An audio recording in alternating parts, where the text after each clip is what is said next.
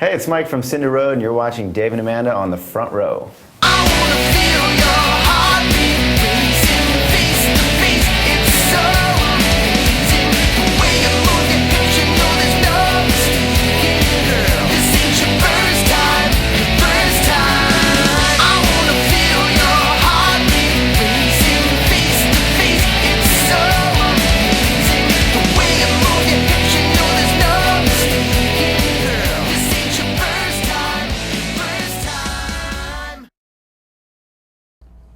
Hello, and welcome to another episode of The Front Row. I'm your host, Dave Bayne. I'm here with local metal legends, Kage. You may have remembered them from back in the day.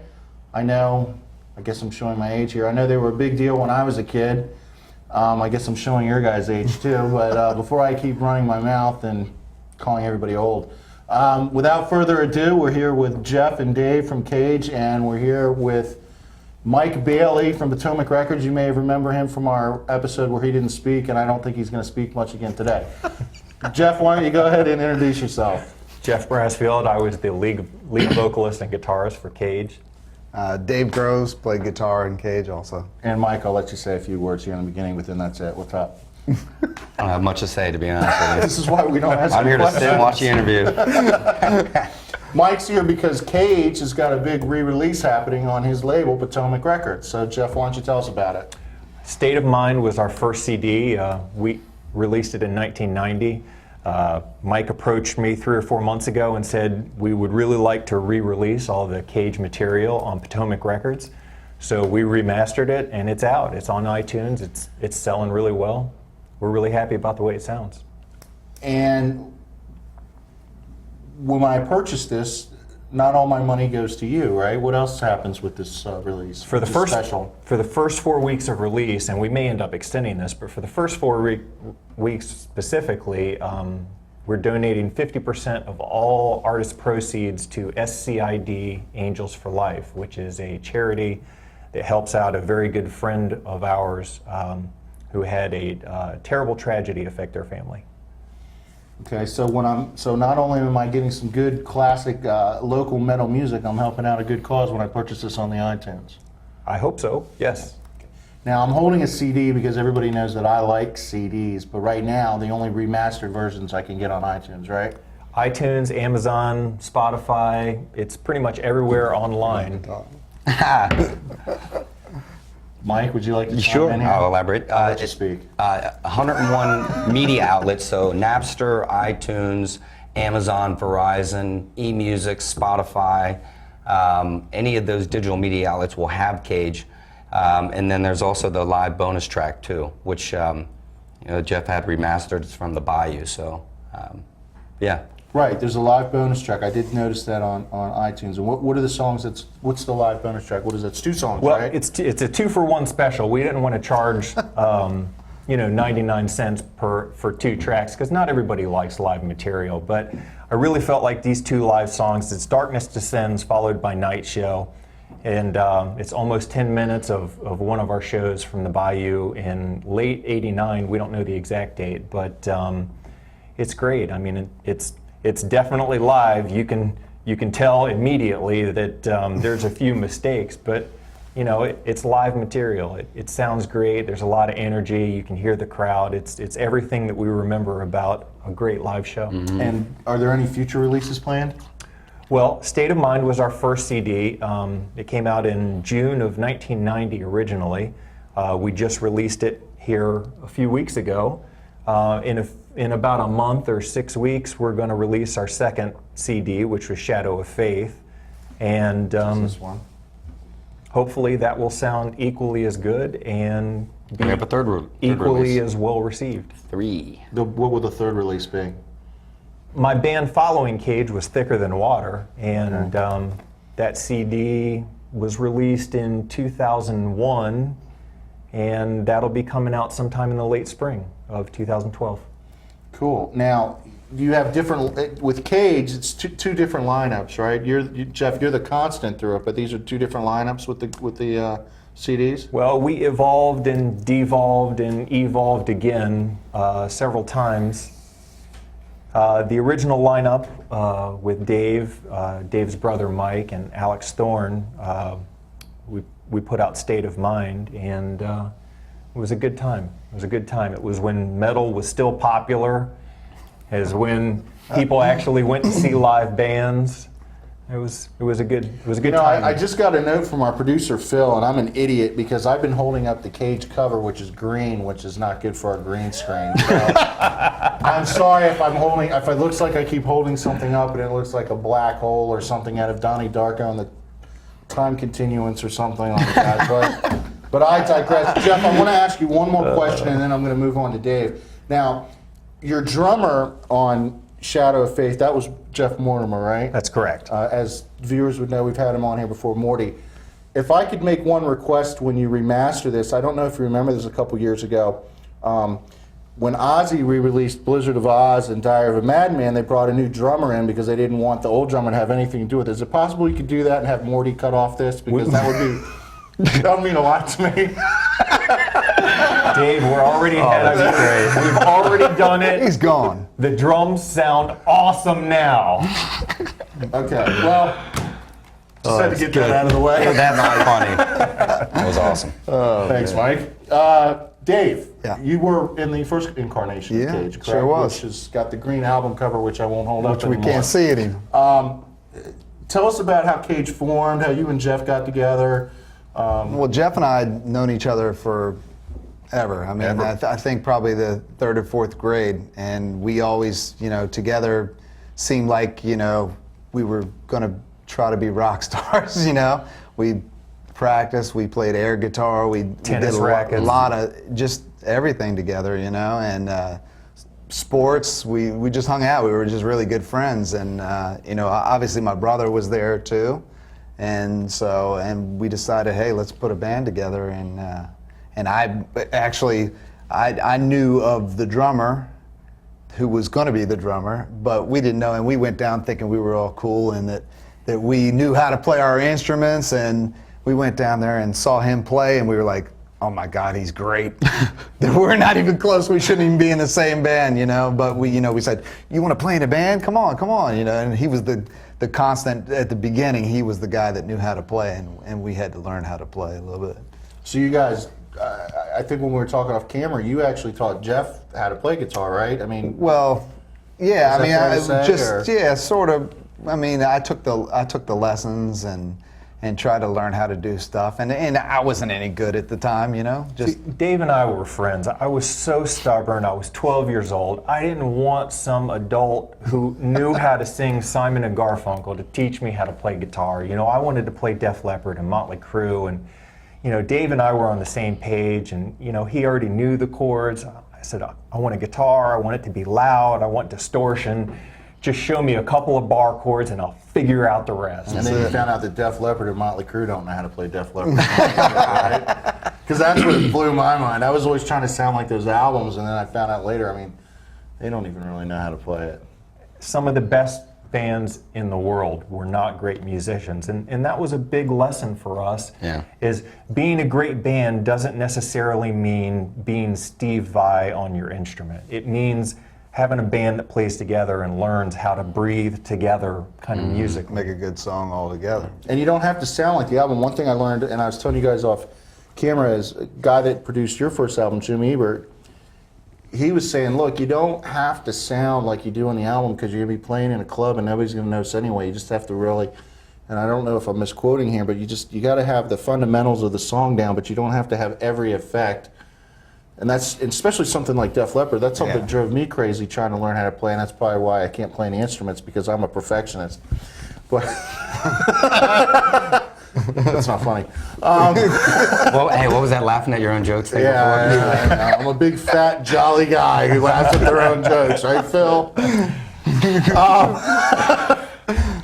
Yeah, so I mean, so it was kind of like, I don't know, I'm digressing here. Somebody take over for me. I mean, so you guys learned how to play together and then developed from that. Then we really, just started. I mean, we just played like little places. We even played at the hotel. We played every single show we got offered. We never said no. So Crank Call would call us on Sunday night, and they'd say, "We're playing at the Paragon in College Park tomorrow night." How do you know they were serious if it was a crank call? Now, see, that was good. That was good. All right, there you go. If you saw how much they paid us, you would know that it was, in fact, We should have hung the phone off. No, but I mean, we never said no. I mean, we were 16 at the time. We were all still in high school. I was a junior in high school. I guess most of us were, except Mike. Mike was 12 when we started playing in clubs. It was great. He was a senior. And we knew we had to hit the road, so we hit it hard. I'll tell you one thing I remember about you guys, and I never heard you guys back in the day, but I knew who you were growing up in this area. Everywhere I went, I'd see a Kage bumper sticker, whether it be Rolls Music, where I took guitar lessons, whether I was at a record store, like when they used to have like Penguin Feathers or Kemp Mel, anything like that, any of the local music magazines, I would see Kage. You were in my consciousness. I knew who you were. I hadn't heard your stuff, but I was like, these guys must be good. I see them everywhere. They're bumper stickers, everything. And that's one of the things I thought was cool about you guys, and why I was excited to have you in, is you got the marketing part. You could be the best band in the world, but you got to market yourself. So who came up with the marketing, and who was behind all that? Well, I mean, it's part of all of us. We were all involved in it. We had computer-based stuff even back then, to where we had I would print out the labels. We had the for every biggest address, mail list. Our mail list took forever. We'd sit down, all of us would sit around and just start grabbing, put them on labels, putting stamps on, sending them to people where we were going to play next, and just really, use that. Nobody at that time I know of used computers for that kind of thing. Well, I think that's what I was getting at, which was cool, is you guys had a sense of marketing, which most kids, I know I probably wouldn't have thought of it growing up then, but you guys seem to have that early on, that sense of, hey, we, not only do we think we're a good band with music, but we've got to market ourselves. Was that something that you guys sat down and talked about? We absolutely sat down and talked about it. We talked about it ad nauseum. It was driving us all crazy. We ended up for the Cult and Metallica. Somehow we weaseled our way in there to be able to pass out flyers. And I never, still to this day, have you ever seen anybody when you walk into a show, and we were there at each portal handing out flyers, and they let us do it. I think we passed out 10,000 flyers. It's like you almost took a page, like when you go back and you hear about the bands from the Sunset Strip, you took a page from their book. Because nobody around here was doing that. But that's why you guys were always in, like I said, my stream of consciousness or whatever. Where did you guys come up with the name Kage? Originally, we had a band. We called it. We wanted to think of a band name that nobody had ever thought of. So we came up with Raya Saxon. I still have that poster. Raya Saxon. What's Raya? Raya? It's just made up. It doesn't make any sense, which is why we had to change the name of the band. It's like the Wonders in that movie. The Oneaters? Yes, it was exactly like that. Yeah. So we're like, okay, we got to come up with a name. We had a show coming no up. offense, that's an awful name. I know. The logo looked cool, Flat and though. stick, right? Yeah. We were 12. Right, okay, Raya Saxon. So we had to come up with a name. We had a gig coming up. We had this song, which is our most popular song. It was called Cage of Life. And it was an instrumental, which actually, as the singer, when your most popular song is an instrumental, that should tell you something, shouldn't it? That is not good. Can I find that on one of the releases? I doubt it. I think that one got in the fire. That one got in the fire? Yeah. Okay, so you had this instrumental. It's called Cage of Life. So we're like, hey, let's just name the band Kage. It's simple, it's short, you can put it in a big font on a page, and it's a heavy metal band, spell it with a K. And where did you get that idea from? Def Leppard, every great metal band. Yeah, but Motley you Crue. forgot to put the umlauts over the A. We're not German. we couldn't do that with the fonts that we were working with on the computer. What are some of your most memorable, I guess, stories of like playing live, or do you got one story you want to tell us about back in the day when you were playing live or opening for somebody? Alex's hair. That's a good one. That was a good one. We were playing in the Paragon, I think, and You remember the Paragon? Now, what's the Paragon? It was College Park. It was Right the there. worst load-in Worst. ever. because it was right in the middle of a College Park block. Oh, okay. And you had to be on one side or the other, which means you had to wheel all your equipment halfway down the block and then wow. up 2 flights of stairs. bad. And then it was way in the back of the club where you had to take all your equipment. So it's the worst load-in ever. But And then we're playing, and it's probably about halfway through the show, and our drummer, I guess, the lights were low, or they were or really something. they were really close low. to where the drum His rack hair was. caught on fire. The drummer's hair? Yeah, for real. Wow. He's got real Yeah, black for real. hair. and we spinal tap turn moment. we turn around and look at him, and his hair is smoking. I mean, not regular smoking. I mean, really smoking. And so got him a water bottle. That's it? I mean, did you keep playing? Yeah, just kept playing. He never missed a beat. He didn't. Was his hair in doubly? He thought we were messing with him. His hair was in Dublin. It's like saying, you're using the wrong conditioner in your hair. Something. And he didn't even use hairspray. So this was Wow. just, yeah.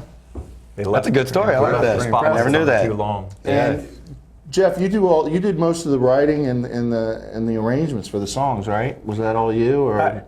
To be honest, we were a band, and every band is different, and for those songs to sound that way, it had to be the four of us. I mean, you came up with the concepts and the ideas, and then you go down and you jam a little bit, and you kind of see what works.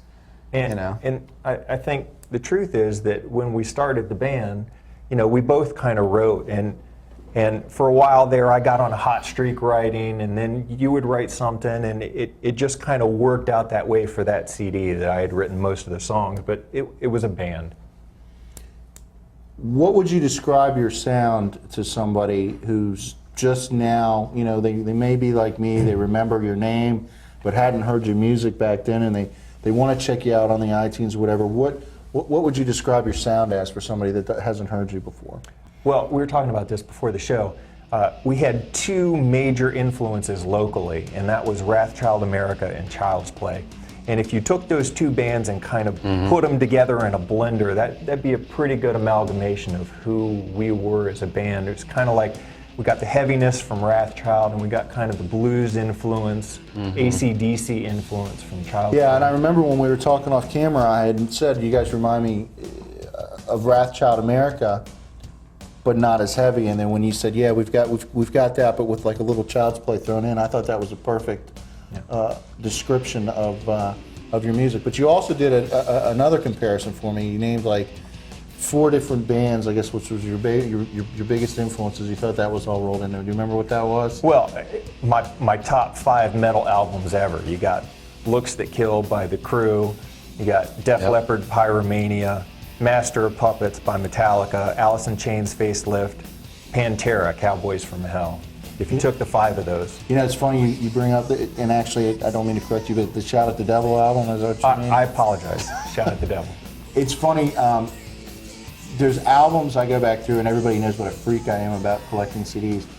And there's certain albums that I believe changed my life, and that Shout at the Devil album is up there, and one of the albums that changed my life, because I grew up liking Kiss, and that's what everybody knows is the Kiss mugs. And when I was a little kid, I was into them, and I got Kiss Alive 2, and everything was Kiss. And then I went away from music for a while when I discovered sports. And then when I got into 8th grade, somebody presented me with the Shout at the Devil album, and I opened that thing up, and you looked at it, and I'm like, holy, these guys look like Kiss. And then, I've been like this ever since. My father thought at one point I was rescued from all this metal nonsense, and then Motley Crue brought me back in, and now I look like this. It's not like I enjoy looking like this. It's just the way of life.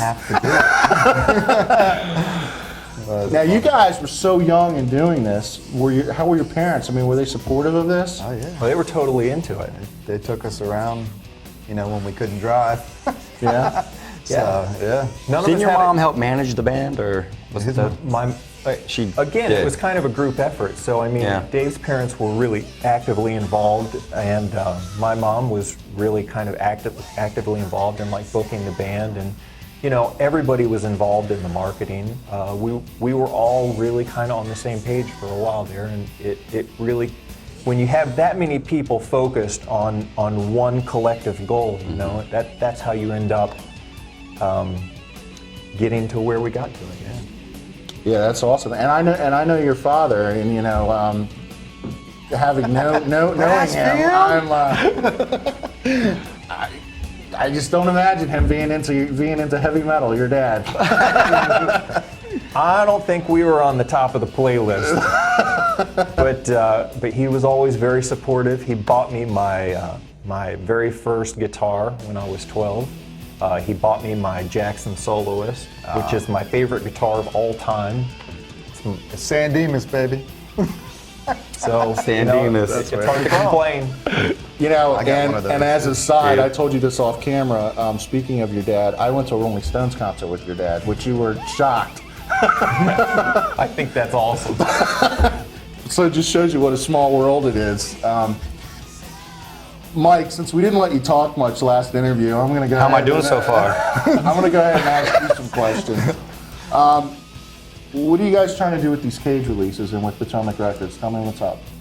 Well, when I initially went to Jeff, it was the concept that Pete and I had talked about. And you guys had all known each other, like coming up through the ranks, through the local music scene, right? Well, are the same age, and so from the Copa, the Bayou, then you get Zax, then Jax, or the Paragon, the Network, Hammerjacks. I did it as long in a band called Sabre, and I always saw them from a distance. We did the flyers, we did all that, but I remember going to like some of the arena shows, you'd always see a different level of marketing. And I knew from my perspective of where I'm at now with the label, why not if everybody has their old Kage CD or cassettes, get them digitally. Everybody's downloading now, so you can get it on iTunes, which is great. And obviously with technology, remastering it. And luckily Jeff thought it was a great idea. And I've talked to several other local bands that are from that whole network from the late 80s through the mid 90s. And that was where all of us were kind of a product of the 80s. We were all the Motley Crues, the AC/DCs, or Twisted Sister, all that stuff. But everything turned right when those musicians peaked in LA, your early 20s, but it didn't sell for none of us. And it's unfortunate with bands like Kage that it didn't break the way it should have, because the hard work was put in and the music was there too. Cobain came along and ruined it for Well, everybody. yeah, not to be a downer, but you know, it kind of screwed a lot of the musicians that had put a lot of work in, and unfortunately, it was a turn of a different music scene, and right now it's a open, wide open field, and based off the downloads when it was released about 3 weeks ago, is insane. It's great. Based off this thing was recorded in 1990, and they've got this many downloads, and people still support it. And you guys started out with a single. You didn't just release the album. I think I saw on the iTunes it started out with just a single, right? Well, we're in conjunction with the release. We're also giving free downloads. I think I saw Night Show as a single available on iTunes. Am I right about that? Or well, all of them are available individually. no, but I'm saying before the whole. It was all released as The State of Mind. Oh, okay. Yeah. I'm confused. I'm sorry. Clearly. I cut you off. So you're going to be doing this with Kage as your first from that era that you're doing, and you're going to do it with the other bands from that era? There's another band called, remember Misfit? Misfit Alley, Mr. Right. Play with them. I've had some brief communication with Mike McManus. There's a bunch of other bands. You remember that name, right? Yes, I do. Right? Sammy Sosa, Sean Sharifi, those cats. They were great. I used to go see them at the Rabbit's Foot in Frederick. But there's a lot of bands that are looking to release it from the digital side, and with Potomac, it goes to 101 media outlets in 232 countries. So if you can get online, use Facebook, use the social networking, you can sell it anywhere. It's just like getting national distribution all over the world, but it's online, so it's very easy. I'm sorry. Go ahead. No, go ahead. So in a sense, you're expanding. Whereas I remember when we first had you guys on. There was a handful of local acts that you guys were pumping that were up and coming and new, and it was diverse. You have everything from country to metal to rock and roll, because you could go from Revelicious to Driven Livid. Yep. So what you're doing now is you're trying to expand it, and you're going back and you're reissuing all this classic stuff that never really, I guess, got a fair shake. Yeah, it's the basis of Potomac is to help promote local DMV, the tri-state area, and now bringing back the old bands that recorded. Why not have them re-release it? Because there's a lot of people. Jeff's probably gotten multiple emails like how happy they are that maybe they lost that Kage cassette when they bought it. Now they can get it again. Yeah. So it's as simple as that. I'm just happy I can discover it now, because like I said, I've always known who you guys were. Right. Yeah. It's So cool. we're going to be doing the other 2 releases with Jeff. And Jeff's doing some songwriting with some of the artists, hopefully upcoming artists on the label. But there's Six Circle, Tilt. We got a few new bands after the new year that are going to be released on Potomac. And You're those going are to new have them bands. come on my show, right? We're all going to, yeah, absolutely. All right, even though I'm kind of a pain in the ass. We're running down on time, but Jeff and Dave, I want to just not focus on the past. What are you guys doing now? Jeff, what are you doing now, musically? I'm writing a lot. I'm writing more now than I've written in maybe 20 years since we were in a band together. I'm writing all kinds of stuff. I'm producing a couple of projects, hopefully, which will come out on Potomac sometime. So we may soon. see your name come up in some Potomac releases, so when you're Yep. not here, we can make fun of you. Absolutely. I think that's only fair. I think that's only Nice. fair. What about you, Dave? What are you up to? I've been playing guitar the whole time, so I've been in a band up until about 2005, 2006, kind of got family and everything, but I'm up for playing at any time. I'm always looking to jam, play, whatever. So love I could music. walk into a local bar and maybe see you playing guitar? and- Absolutely. Why not? Cool. Well, is there anything, like I said, we're coming down to the end here. Is there anything you guys that I haven't asked that you guys want to promote or pump or anything coming up? I know we talked about the proceeds going to charity. Anything you guys want to add in closing? Look me up on Facebook. I mean, we got updates Yeah. tomorrow, next week, next month, every time something happens, And the good news is now that you've been on my show, I'll start putting your guys' updates on my Facebook page. So hopefully, we'll reach a bigger audience there too. And for people that like, old live stuff, we're releasing new free downloads of old live songs every single week for the next month. Oh, cool. So I can get more than just the one live song that was on the State of Mind CD. That's right. We're going to have, before it's all done, we'll have like 6 live songs that'll be available for free. When will the next album be available? Do we know yet? I don't think we have a date because we haven't finished the remaster on it, but I think we're looking at Is it March, April, or? early 2012. Where's the best Okay. place to keep up with you guys? On Facebook? Do you have a website? Facebook, PotomacRecords.com. right? PotomacRecords.com, but I know they've got the Kage Facebook page. Potomac has a Facebook page, so everybody's linked in on Facebook, so go right. search for it. Well, it looks like we're coming to an end here. I want to thank you guys for coming on. I always like having local legends like yourself on the show. I just have one request. If you guys do get back together and play, I would like you to learn a cover of Goodbye Horses so I can do my Silence of the Lambs dance at your next venue. I'm Dave Bayne for the Front Row. We're here with Mike Bailey from Potomac Records and Kage. Go out and get their CD on the iTunes, or you can find us at frontrowshow.com. Thanks for watching.